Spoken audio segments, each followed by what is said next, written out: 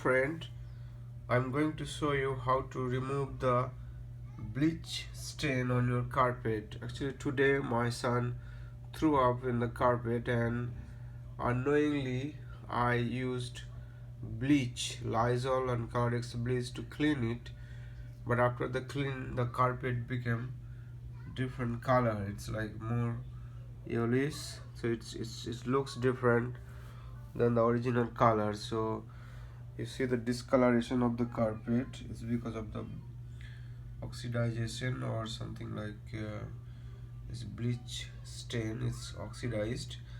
So I saw on YouTube, but I didn't find any good easy way.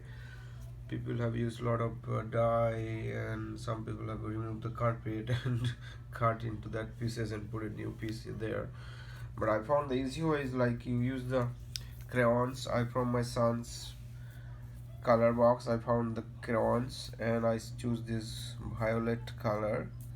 It's a brown, see the brown, and this is black, and this is violet.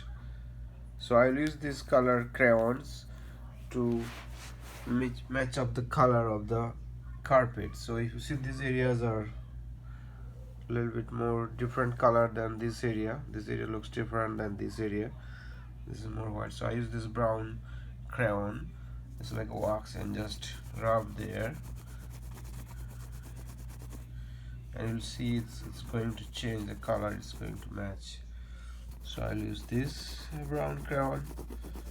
See, it's changing, right? It's matching up with the original color the carpet. So it's better than what it was, and it's almost, so you don't have to buy expensive color and then just use these crayons.